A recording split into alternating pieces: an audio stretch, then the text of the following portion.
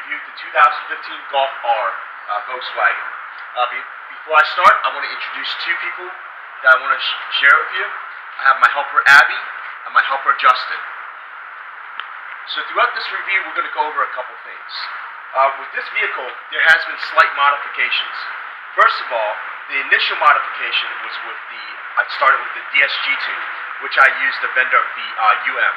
But then, ultimately, I ended up choosing a full ECU Stage 1 and Stage 2 and DSG software upgrade with GIAC. And I will go further down detail with that. But ultimately, with some of the slight modifications, I did the clear raw, I did the VMR 19-inch 710 wheels, the VMR springs, and a little bit later I'll pop open the hood. I did the HG Motorsport carbon fiber air intake, the HG intercooler, and also the Bull X downpipe with the cap.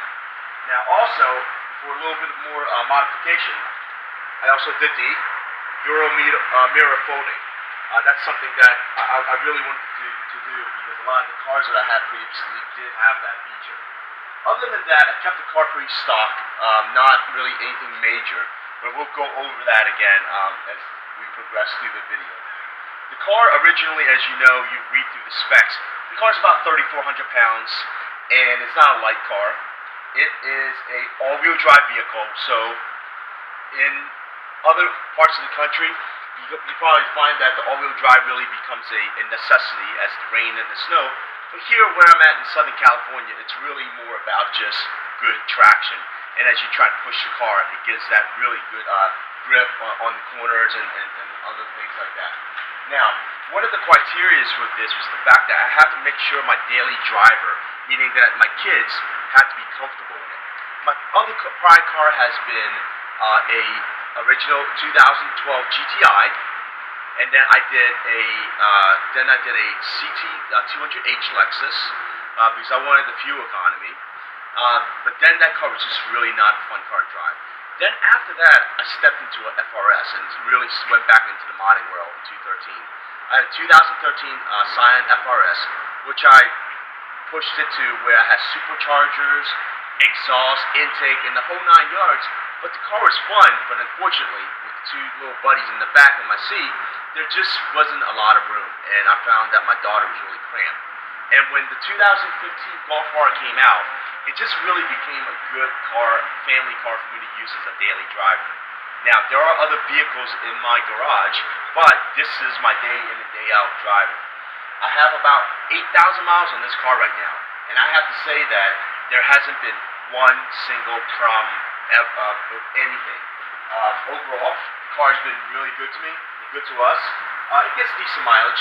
Unfortunately, with the more aggressive tune of the ECU and the DSG tunes, I'm not getting as what the factory recommended miles per gallon that is recommended there. But overall, it's been still pretty reasonable. The car originally pushes 280 torque and 292 or 294 horse, whatever it is. But with the modifications overall, the car is really pushing in the upper edge of the 300s now. I didn't get it dyno right away, but at the end of the day, it's the specs that if you look through the other reviews, the 0-60 time, even for a Stage 1 tune, is about 3.6 from 0 to 60. So with my Stage 1 and Stage 2 tune and the DSG tune by GIAC, this car is extremely aggressive, and I can say to you that I am definitely in the lower threes. Now, overall the car has been good, and it held up pretty well. But some of the things here I want to go over. It's about the feature and the usability of the car. Okay, like I've mentioned, we went over the specs of the car. It's a 2015 Golf R, and let's do a walkthrough through the car of what I have done and what I have not done.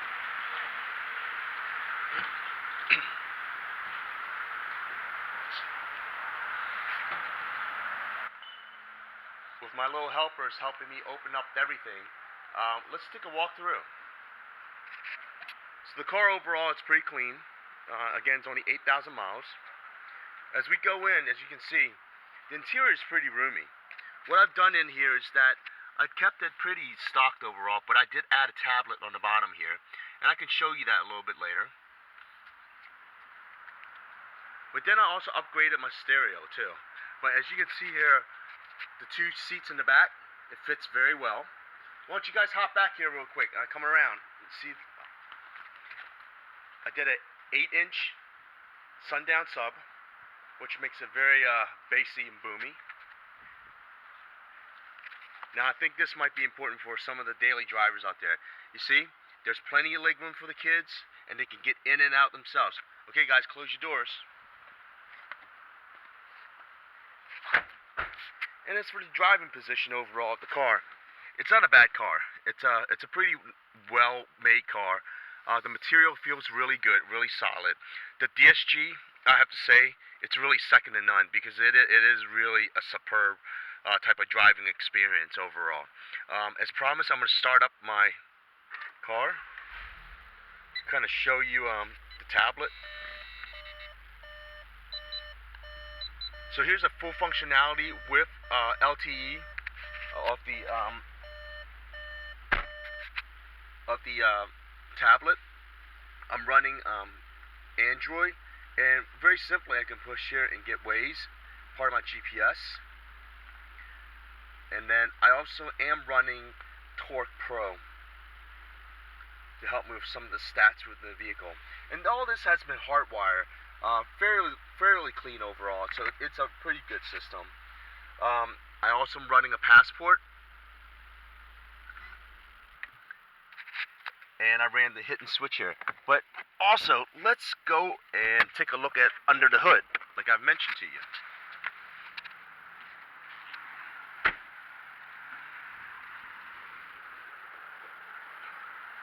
Okay, a little bit dirty, but overall, as you can tell, it's fairly stock. I did the carbon fiber intake, and there you can see the GIAC downpipe. The intercooler you can't really see very well because it's pretty stock, but if you might be able to tell, it's a little bit of different shade than the original, where the original is all plastic and this one is aluminum housing.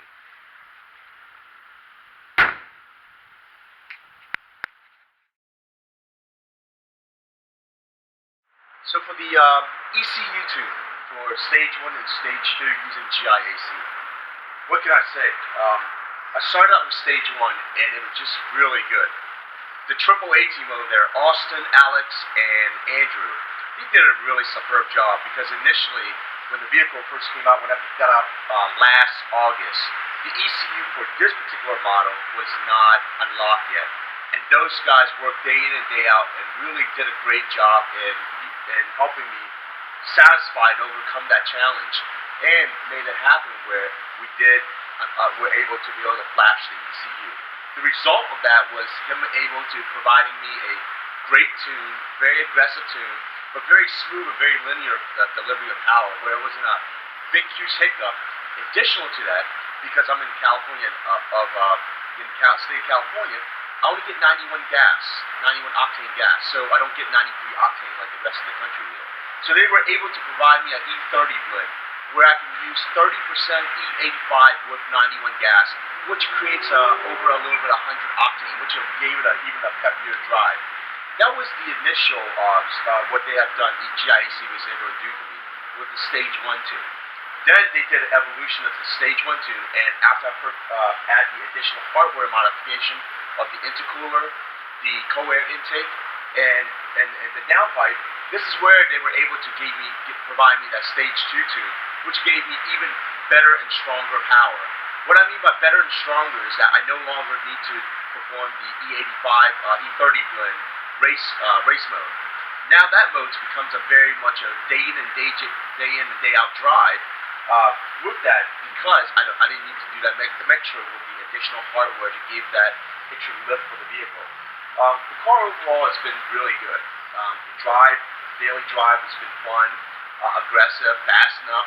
It's really a sleeper, what you really would call it, where I could pull up to something very, very exotic next to me and off the line, or from a 0 to 60 type of challenge per se. It's just been It just responds very well. I can't say enough about this car. I like to see the longevity and see how the longer duration of how this car will hold up. But overall, at 8,800 miles, we have encountered zero issues with it.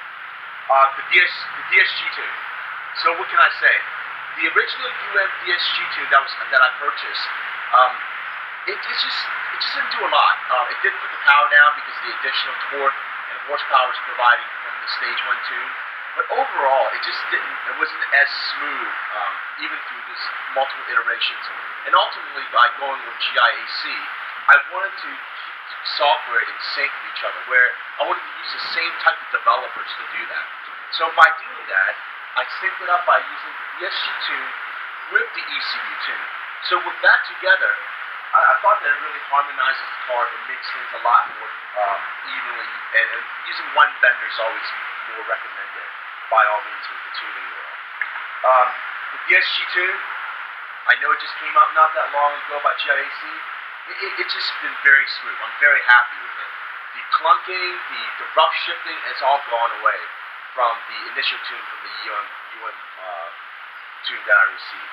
So again, very happy with the results. If you have any questions, please do email me or use the comment below and and I will respond as best I can.